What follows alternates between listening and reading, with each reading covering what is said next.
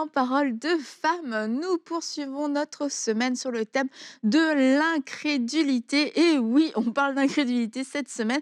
Et aujourd'hui, on va voir c'est quoi le rapport entre l'incrédulité et l'offense.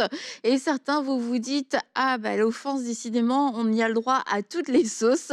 Eh bien oui, on va voir que au niveau de ça joue au niveau de notre foi et qu'il y a un réel lien entre l'offense et l'incrédulité avec toi, Audrey, qui est avec nous depuis le début de la Je semaine. suis contente. Mais vous savez, on appelle ça les paroles de femmes, mais je rencontre pas mal d'hommes qui regardent les paroles de femmes. C'est Oui, vrai, c'est vrai, c'est il y vrai, c'est en a. vrai. Il y en a et qui, pendant qu'ils se rasent le matin, ils écoutent paroles de femmes. Ah oui, c'est vrai, j'en ai rencontré plusieurs et ils sont bénis. Et ils Ah oui. revendiquent aussi, hein. Ouais. Nous aussi, on regarde Parole de femme, on est Bravo, des hommes. je tiens à vous féliciter. Si vous êtes un homme et que vous regardez cette émission, vous avez su choisir du bon contenu pour investir en vous sans le peur du regard des autres, du jugement des autres. Bravo les gars. Donc aujourd'hui, Audrey, on fait le lien entre l'offense L'offense, et l'incrédulité. Ça peut être surprenant au premier abord. oui. Mais quand on s'aperçoit, pour rappeler une fois qu'est-ce que l'incrédulité, c'est une force négative qui vient, quand vous avez la foi, qui vient pour l'attaquer, pour l'annuler, l'empêcher de produire un miracle ou une guérison, ce dont vous avez besoin. C'est une force négative qui vient pour annuler et défaire la foi. On a vu les cinq sens, on a vu la peur et l'offense également, parce que vous vous rappelez dans, je crois que c'était, si je regarde Marc 4, verset 17, il dit qu'entre la tribulation, qui est le passage, je rajoute la parabole du semeur. Jésus parlait de la semence de la parole et nous savons que la semence de la parole produit la foi. Amen. La foi vient de ce qu'on entend vient de la parole de Dieu. Et dans Marc 4, 17, il dit quand la tribulation ou la persécution survient à cause de la parole, ils sont aussitôt scandalisés ou offensés. C'est la parole scandalisante, c'est la parole scandalone qui veut dire offenser. Et là, on voit que quand l'offense vient, la parole ne peut pas produire des résultats. Elle est étouffée, elle est arrêtée. Et c'est ce qui s'est passé quand on regarde Jésus. Dans Marc 6, vous vous rappelez le passage, mesdames, quand il est allé à Nazareth, dans sa ville natale. Et moi, je suis persuadée que dans sa ville natale, il voulait faire des miracles. Il voulait faire des guérisons, des miracles. Et il est là au milieu de la synagogue et il déclare, l'onction du Seigneur est sur moi. Il m'a oint pour prêcher l'évangile aux pauvres, pour ouvrir les yeux des aveugles, pour guérir les cœurs brisés. Bref, il annonce que l'onction est sur lui pour guérir, pour faire du bien.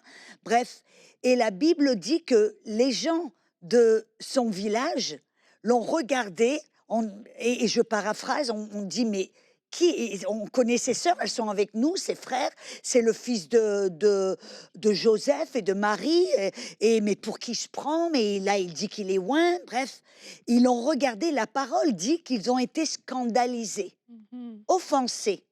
Et ce qui est intéressant, c'est que dans Marc, verset 6, il dit que là, Jésus n'a pas pu faire des miracles à cause de leur incrédulité. De quelle incrédulité parlons-nous là? De l'offense. Parce que là, Jésus voulait faire des miracles, il voulait guérir, libérer, faire du bien. Mais il dit qu'il n'a pas pu. Ça ne dit pas qu'il n'a pas voulu, ça dit qu'il n'a pas pu. Et pourquoi? À cause de leur incrédulité. Et quel était ce genre d'incrédulité? Ils étaient offensés avec lui. Parce qu'ils avaient grandi avec lui, ils le connaissaient, ils ont été à la même synagogue, peut-être à la même école, et tout d'un coup, il dit, je suis oint, je suis le Messie. Et ils étaient offensés avec lui. Parce qu'ils étaient offensés, cette offense est une force d'incrédulité, c'est une force négative qui vient pour attaquer la foi.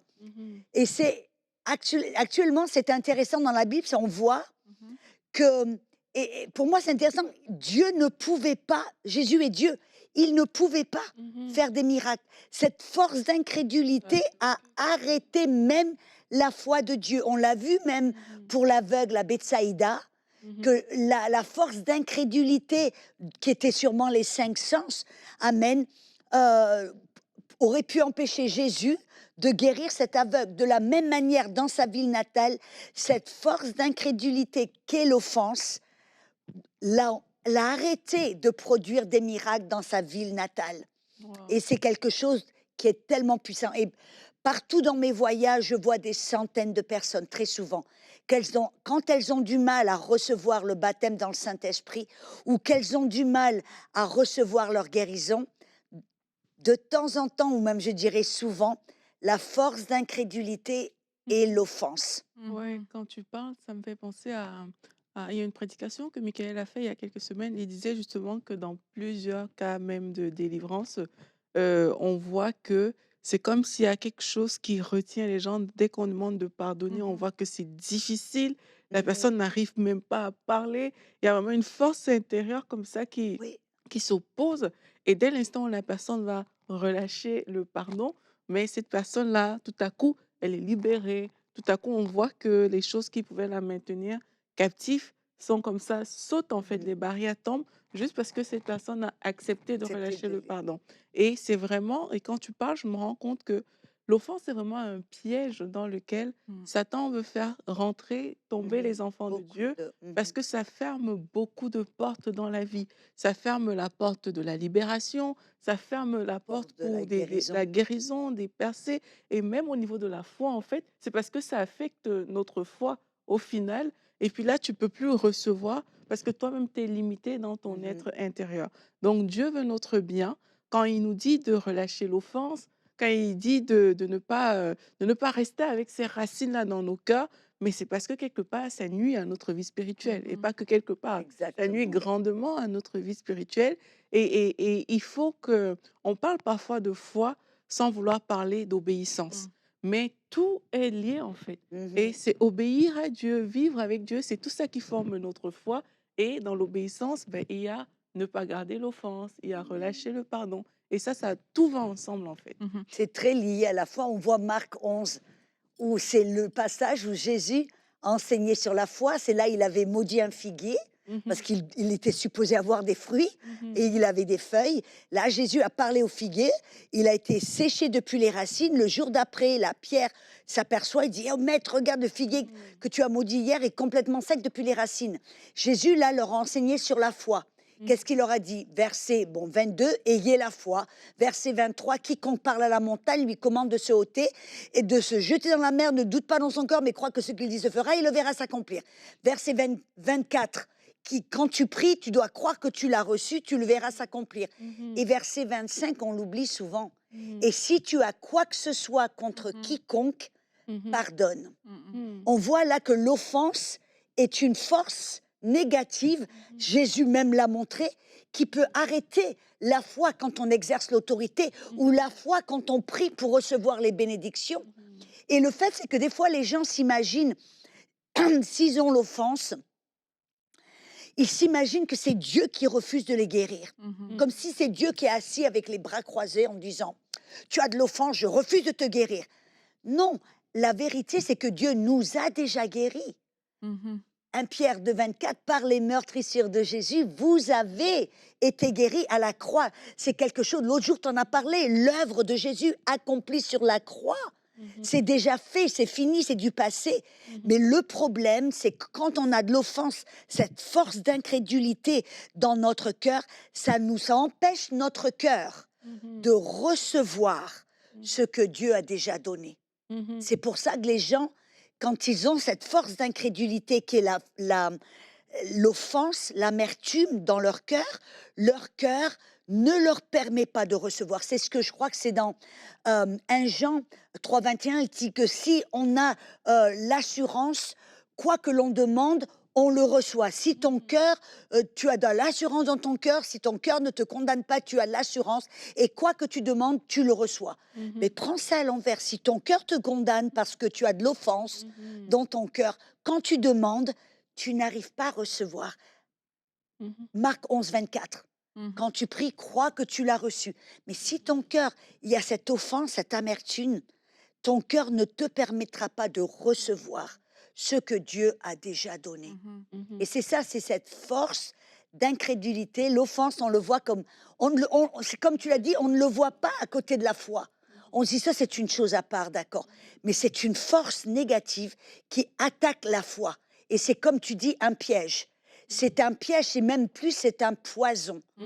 Que quand on permet à cette offense de rentrer dans le cœur, ça commence à pousser des racines, c'est comme un poison, et ça empoisonne les personnes, ça les détruit de l'intérieur. Ouais. Mmh.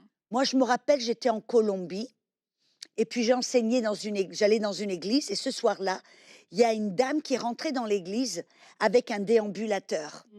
Et puis elle marchait, on voyait qu'elle était dans la souffrance. Elle avait de l'arthrite de là jusque là. Elle avait les doigts recroquevillés, les pieds. Et chaque pas qu'elle faisait avec le déambulateur, elle était dans la douleur. Je me rappelle, j'avais noté parce que je l'avais vue, je l'avais vue s'avancer et s'asseoir. Elle était dans la douleur. Et bref, ce soir-là, le Saint-Esprit m'a inspiré d'enseigner, de prêcher un message que j'appelle N'agis pas comme un singe. Mmh. Et c'est en fin de compte, ça parle de l'offense. Mmh. Et, et comme tu as dit, l'offense, c'est un piège. C'était en fin de compte, c'était dans les jungles. Les trappeurs utilisaient une cage en bambou avec une banane à l'intérieur, avec un petit bâton mobile, avec une banane. Ils faisaient ça pour attraper les singes. Et dès que le singe attrapait la banane, ils Clac. oubliaient tout. Ils voulaient la banane, mais ils ne pouvaient pas l'enlever. Et ils oubliaient qu'est-ce qu'il y a. Puis ils commençaient à être frustrés, à tenir la banane. Et le trappeur venait, hop, le tuer. Mmh. Et la relation, c'est que l'offense, c'est comme un piège pour détruire ta vie, pour t'enlever les bénédictions et pour arrêter ta foi. Mmh. Mmh. Et là, ce soir-là, j'avais prêché ce message. Et sans que personne ne fasse quoi que ce soit, cette dame, quand elle était toute jeune, son mari l'avait abandonnée alors qu'elle avait des enfants en bas âge. Mmh. Et elle était tellement blessée, tellement meurtrie, elle s'est dit, je ne lui pardonnerai jamais. Mmh. Mmh. Et elle avait grandi, et tout d'un coup, son corps, elle a commencé à avoir de l'arthrite, de la douleur. Et elle aimait Dieu, elle aimait Dieu. Elle avait prié, elle avait jeûné, elle avait demandé à des hommes, des femmes de Dieu d'imposer les mains sur elle. Ben, elle avait fait tout ce qu'elle pouvait, mais sans succès, sans résultat. Et ce soir-là, sans que personne, elle s'est rendue compte tout d'un coup que cette amertume, c'était un poison, et que elle pensait qu'elle faisait payer, elle allait faire payer son mari, quand en réalité, elle se détruisait elle-même. Et quand elle a choisi, sans que personne lui dise quoi que ce soit, elle a choisi de pardonner. Là, elle s'est dit, assise sur son siège, elle a pardonné son mari. Tout d'un coup, l'onction est venue sur elle, Mmh. sans elle a même pas prié, elle a juste pardonné. Qu'est-ce qui s'est passé tout d'un coup? L'onction est venue sur elle et sa foi a fonctionné, elle a été complètement guérie. Et à la fin du culte, elle est venue de l'avant en courant. Non seulement elle était complètement guérie, Mmh. mais elle a reçu le baptême dans le Ah Saint-Esprit, waouh. chose qu'elle avait voulu pendant des années Mmh. et Waouh. qu'elle n'avait jamais pu recevoir. Mmh. Mmh. Pourquoi? Parce que tout d'un coup, sans que personne ne fasse rien, sa foi a fonctionné. Elle avait la foi, Mmh. mais sa foi ne fonctionnait pas parce qu'il y avait cette offense, cette incrédulité, cette force négative qui empêchait sa foi de fonctionner. Mmh. Mmh. Et là, on parle de choses qu'on peut recevoir, pour nous-mêmes, mais la foi, c'est aussi le fait d'exercer notre foi pour les autres, de pouvoir, donner, de pouvoir transmettre. Et si on a un cœur blessé, un cœur offensé, on va être limité dans ce qu'on va pouvoir transmettre, dans ce qu'on va pouvoir, donner. Et quand la Bible nous dit: «Bah, bénissez vos ennemis», comment est-ce que c'est possible de bénir quelqu'un qui a pu nous faire du mal? Comment c'est possible de bénir quelqu'un qui ne nous veut pas du bien, si ce n'est en pardonnant nous-mêmes et en relâchant l'offense? Et on va pouvoir aller plus loin dans notre prière pour la personne. On va pouvoir croire, croire à 100%. Mais quand on a une offense, et ça, c'est une alerte qu'on peut avoir, quand on a une offense contre quelqu'un, on est limité dans notre prière pour cette personne. On est limité dans ce qu'on peut demander. On veut prier pour elle, pour peut-être même la guérison. Quelque part, ouais, mais bon, peut-être qu'elle le mérite, tu vois. On veut prier tu sais, pour toutes sortes de déblocages et tout. Ouais, mais bon, si, la personne a marché dans l'obéissance, peut-être que Ouais, on c'est a- pas notre ouais, mais tu sais, c'est pas à nous d'être juges. Et en fait, bah, ça peut être l'alerte d'un cœur qui est offensé. Et si je veux être opérationnelle à 100% dans ma foi, mais aussi pour être une source de bénédiction pour l'autre, bah, je dois apprendre à relâcher l'offense et à pardonner pour pouvoir prier de tout mon cœur pour les autres. Et de pouvoir prier pour une personne, parce que je veux dire, sinon, si on est comme ça, il y a des gens qui s'approchent, ils vont nous partager un défi, on va voir, Dieu Selon veut la faire prière ça, pour mais nous, notre Christ. prière va être ça parce Ah qu'on est oui. limité et une des façons, de doter cette limite et de pouvoir voir Dieu agir à 100 dans la vie des autres aussi, c'est de pouvoir relâcher et de pouvoir pardonner, pardonner. Mmh. Et Oui, vas-y. oh, eh beh, des fois, on peut pardonner, on choisit de pardonner, mais on s'aperçoit qu'il y a toujours quelque Mmh. chose où quand on entend le nom de la personne ou même on rencontre la personne, on est c'est Oui. ça c'est un signe en fin de compte. Si on n'est pas libre de pouvoir aller vers la personne et de leur dire: «Je t'aime» ou «Je vous aime» et de pouvoir même dire bonjour à la personne, c'est un signe que l'offense, même si on a choisi de pardonner, Mmh. que l'offense, elle a toujours une place là, dans notre cœur. C'est là où des fois, on doit demander au Saint-Esprit: «Saint-Esprit, comment est-ce que je peux être libre Mmh. dans mon cœur de cette force Mmh. d'offense dans mon qui veut camper là, dans mon cœur? Comment je peux en être libre?» Et des fois, le Saint-Esprit va nous guider, il va nous montrer des choses à faire Mmh. spécifiques et c'est pas pour la personne, mais c'est vraiment pour nous libérer. Moi, je me rappelle, je l'avais déjà, je crois déjà raconté au cours d'une parole de femme précédent, mais quand je me suis mariée et que ma belle-mère a fait des choses très méchantes et que j'avais des attentes, c'est vrai, et que j'étais blessée, je me rappelle, j'avais choisi, je savais que je devais pardonner. Donc, dans mon cœur, j'avais pris la décision de lui pardonner, mais des fois, quand elle appelait au téléphone, c'était comme ou quand mon mari me dit: «Oh ben, on va aller manger, le vendredi soir, on va aller manger avec ma mère». À l'intérieur, c'était un effort, j'ai même d'entendre son nom, ça me faisait c'est vrai et là, je me suis aperçue, j'ai beau dire: j'ai pardonné, je ne suis Merci. pas libre Tu et pas là, j'ai libre. prié, j'ai dit: «Saint-Esprit, qu'est-ce que je fais? Je dois être libre, je ne veux pas» parce que je savais que mon ministère en dépendait. Mmh. Je savais que l'onction sur mon ministère serait en jeu et de là, rappelle-moi, j'ai quelque chose à dire là-dessus. OK. D'accord. Me faites pas perdre On te le mon fil, hein, rappellera. D'accord, ouais. au cas où je vais mais Je là compte sur toi, j'ai Aurélie. mais là, j'ai demandé au Saint-Esprit, il m'a dit: «Fais une fête des mères pour elle comme elle a jamais eu auparavant». Alors là, j'ai mis les petits plats dans les grands, j'ai fait du gros tralala, j'ai fait vraiment, j'ai fait un repas, français, tu vois? Le coq au vin, mais les Oh! entrées, les trucs, tu vois? J'ai fait des fleurs, des cadeaux, des bijoux, des ballons et puis c'était une surprise. Mon mari l'avait emmené à l'église pour la fête des mères et puis il l'a ramené à la maison, on a ouvert la porte et là, tout d'un coup mais le fait, c'est que la semaine d'avant, ma chair était Ouais. rebellée. Ma chair faisait c'était comme vraiment de la révolte. Je me mais elle s'est ma chair était là. Mon mari, je lui sautais dessus, le pauvre. Et puis finalement, j'ai dit: «Je suis désolée, je crois que c'est ma chair qui se rébelle à l'idée d'avoir à faire cela». Oui, oui. Mmh. Parce que la chair ne veut pas pardonner. Mmh mh. Mmh. Et je l'ai fait le jour où je l'ai fait, qu'elle a ouvert la porte. Quelque Toi? chose s'est passé, j'étais libre. Je suis allée vers elle, je l'ai Waouh! prise dans mes bras Waouh! et puis j'ai dit: «Virginie, je t'aime». Mmh. Oh. Et vraiment là et puis depuis, vraiment, j'en ai été, tu vois? Mmh. Je peux l'appeler, je peux prier pour elle comme l'autre jour, elle avait un problème je l'appelle, je prie pour elle, elle est guérie, tout va Mmh. bien, tu vois? Donc OK. je suis libre dans mon cœur, mais c'est ça, c'est dangereux parce que souvent on dit: «Oui, mais l'amour, le pardon, c'est un choix, point la ligne». Oui, d'accord, c'est un choix, mais est-ce que votre cœur Et est libre. vraiment libre? Ouais. Et Mmh. Parce qu'on peut le faire d'une manière intellectuelle ou même choisir, mais les émotions et le cœur n'est pas libre. même on doit demander à Dieu aussi de sonder nos cœurs. Parce que, Mmh. je connais une dame que elle, dans son histoire, heu, elle était tombée malade, mais vraiment très grave, on savait même pas ce qu'elle avait.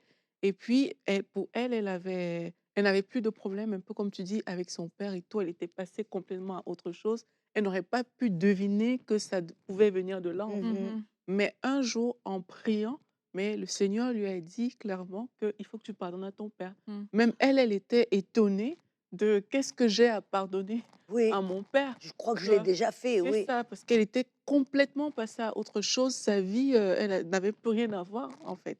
Et quelquefois, c'est ça, c'est qu'on vit, mais on ne sait même pas que en fait, dans nos cœurs, il y a des choses. Mais le Saint-Esprit qui sonde les cœurs, lui, il sait ce qu'il y a à l'intérieur de nous.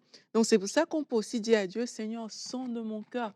Et quand tu fais cette prière, mais tu seras étonné que on transporte des bagages souvent à l'intérieur de nous qu'on ne se doute même pas parce Mhm. que on vit tout C'est ça. simplement et on ne les voit pas. On le met là, on met la poussière sous le tapis, C'est façon de ça. parler. Donc il faut demander à Dieu: «Seigneur, sonde mon cœur» et s'il y a C'est ça. quelqu'un que je retiens, avec l'offense, s'il y a des choses que j'ai pas pu encore, me libérer de ces choses-là, Seigneur, viens et fais ce travail. Nettoie, donne-moi une Mhm. instruction comme, il t'a donné pour ta belle-mère et c'est ça qui va aussi nous libérer au final. Bon, Mhm. parfois on sait, on peut mettre le doigt dessus, parfois on sait pas, mais c'est dans la présence de Dieu alors qu'on lui Amen. demande de sonder nos cœurs, que lui, il vient enlever ces choses-là. Mmh. Mais c'est aussi des fois possible d'être offensé avec Dieu. Ouais. Mmh. Moi, je me rappelle quand j'étais toute jeune, j'avais rencontré le Seigneur, ça faisait 1 an, j'étais en l'école biblique.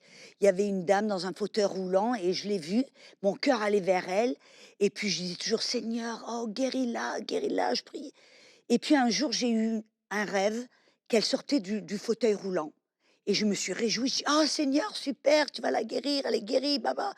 Le soir même à l'église, alors que j'étais en train de louer le Seigneur, j'ai une vision et je me vois, moi, avec elle, de la faire sortir du fauteuil roulant, qu'elle était au travers de ma prière avec elle.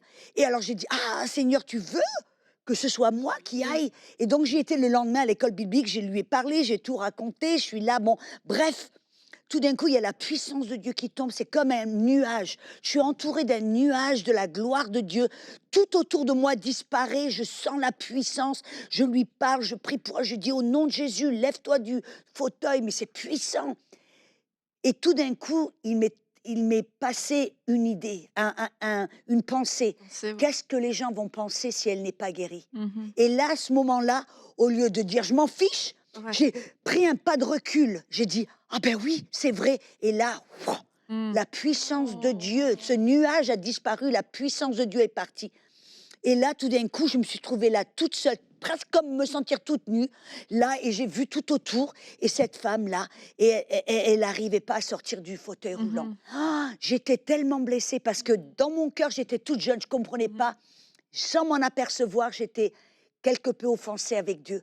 J'étais pas en colère, parce Mmh. que je savais plus que ça. J'aimais Dieu trop. Tu Mmh. vois, j'aime Dieu trop, mais j'étais comme déçue. Mmh. Et quand je priais pour les gens pour la guérison, après, dans les années qui ont suivi, je savais, Marc 16, 18, tu pries pour les malades, impose les mains, ils seront guéris. Donc je le faisais par obéissance à la parole, mais dans mon cœur, j'avais toujours cette petite pensée: Seigneur, est-ce que tu vas être là ou est-ce que tu vas me laisser tomber comme tu l'as fait? Mmh. Jusque plus tard, où j'ai appris, j'ai commencé à connaître Dieu encore plus et compris la parole, que quand les gens ne sont pas guéris, c'est pas la faute de Dieu, c'est pas parce que Dieu refuse ou Mmh. parce que Dieu le fait pas, c'est parce qu'il y a quelque chose, une force d'incrédulité ici-bas qui annule la foi. Mmh. Et quand j'ai compris ça, après j'ai dit: waouh, sans m'en apercevoir, j'étais déçue avec Dieu, c'était une forme d'offense.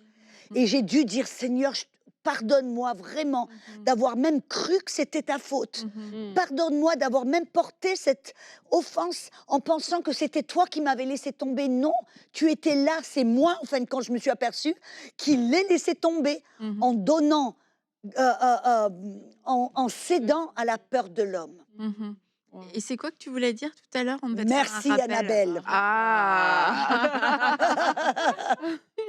Mais en fin de compte, je me suis aperçue, quand tu parlais, Annabelle, de personnes dans le ministère qui, des fois, ont, font face à ce genre de blessures, d'offenses, et tu dis, ça peut les empêcher peut-être de même prier pour la personne ou prier pour les autres.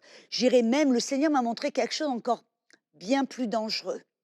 Parce qu'il y a un passage dans l'évangile de Luc qui dit que dans la fin des temps, beaucoup, et je vais essayer de le dire, je le connais en anglais, en français, je suis un petit défi, mais il dit que beaucoup vont se haïr, vont se trahir. Mmh. Il dit, et beaucoup de faux prophètes s'élèveront. Quand tu fais la liaison ensemble, les faux prophètes, qu'est-ce que c'est? C'est pas simplement l'appel du prophète. Prophétiser, c'est la parole prophétio qui veut dire prêcher, déclarer des paroles divines. Mmh. Et nous, quand nous sommes dans le ministère, qu'on enseigne, qu'on prêche, on est supposé prophétiser, on est supposé prêcher par inspiration divine. Mmh. Voilà le danger. c'est que si un ministère de la parole est dans l'offense et ne se débarrasse pas complètement de cette offense, la Bible dit dans Jacques que de l'eau salée, il ne peut pas sortir de l'eau pure et de l'eau salée de la même source. Mmh. S'il y a de l'offense, ce qui va sortir du cœur, car de l'abondance de la bouche, le cœur va parler. Ce qui va sortir du cœur, ça va être peut-être un message mitigé, un message qui va quelque peu va être impur, parce qu'il va y avoir à la base de l'offense. Mmh. Vous comprenez ce que je veux Ouais, dire? ouais. Et donc là, moi, je dis, comment est-ce que des prophètes deviennent des faux prophètes? Mmh. Dans liaison, quand on voit la connexion dans Luc, que Jésus dit, il y aura ceux qui seront offensés, ceux qui seront amers, et de faux prophètes. C'est là, il faut faire très attention en tant que ministre dans la parole, comme tu dis, de sonder nos corps, pour tout le monde vraiment, Ouais. pour tout le monde, parce que ce qui sort de l'abondance du cœur, la bouche va parler, et qu'est-ce qui va sortir de la bouche? Ce qui est dans le cœur. Et on doit sonder nos cœurs, on doit vraiment, et on a parlé l'antidote, bien sûr, on le sait, quel est l'antidote Oui. de cette force d'incrédulité qui est l'offense? Mmh. Ben, c'est le pardon. Oui. Mmh. Et personne ne peut le faire pour vous. Ça, c'est Mmh. sûr. Et c'est comme tu as si bien dit, Aurélie, on doit penser d'une manière, ouais, j'ai pardonné, ouais, mais si quand on voit la personne, ah, il y a comme moi, il y a la voix là, où on n'a pas envie de parler à la personne, où on évite la personne, alors on doit se dire, ouh, Saint-Esprit, sonde mon cœur. Amen. Mmh. Mmh. Et il y a personne d'autre qui peut le faire, pour nous-mêmes, et ça, c'est tellement vrai. Et une personne me parlait l'autre jour, elle avait vécu une situation de conflit, puis elle disait: «Mais j'avais besoin que la personne me libère, par rapport à l'offense». Mais en fait, la personne pouvait pas la libérer. Enfin, je veux dire, oui, elle aurait pu faire des actes qui auraient peut-être amené, facilité en tout cas le pardon, mais c'est que, tu vois, l'attente de la personne était: «C'est à toi de me libérer, c'est à toi de Oui, rétablir, de faire quelque chose Mmh. pour me libérer de l'amertume, me libérer de l'offense, mais c'est ma responsabilité». Et ça, c'est quelque chose qu'on doit accepter avec humilité. C'est ma responsabilité et on le dit et on le redit à chaque fois. Pardonner, ça veut pas dire que ce que on va être l'autre meilleur personne a ami. fait était acceptable, était normal et que c'était légitime. Il y a des choses qui ne sont pas légitimes, il y a des choses qui ne sont pas acceptables, mais ça ne veut pas dire qu'on ne peut pas pardonner parce que comme tu l'as dit Audrey, alors que nous ne pardonnons pas, c'est un poison contre nous. Pour l'autre Mmh. personne, ça change rien à sa vie en fait. Et c'est nous qui avons besoin d'être libérés. Et autant toi, tu as pu faire une fête pour ta belle-mère et qui a dû lui faire plaisir, j'imagine. Mais au final, c'est à toi que tu as fait du bien. Et Exactement. le fait d'aimer, c'est à nous que ça fait du bien. Et le fait de haïr, le fait de maudire, le fait de détester, c'est à nous que ça fait aussi du Mmh. mal. Et c'est pour ça que c'est notre responsabilité. Et personne ne peut avoir cette responsabilité. Et c'est une bonne nouvelle au final que Mmh. Dieu n'ait pas donné ce poids, cette Ah charge à quelqu'un ouais. d'autre. Ça veut dire que mon cœur, c'est ma responsabilité. Et personne ne peut me lier, personne ne peut me forcer à rester dans cette prison. Et aujourd'hui, vous avez le choix de pardonner. Et la Bible nous dit que nous avons nous-mêmes été pardonnés et que nous aussi, nous pouvons pardonner. Nous sommes appelés à pardonner. Donc, vous pouvez le faire. C'est à votre portée. Ce n'est pas impossible. Et on vous encourage aujourd'hui à pardonner et aussi à poser les actions que le Saint-Esprit va vous conduire à poser, comme Audrey a été inspirée.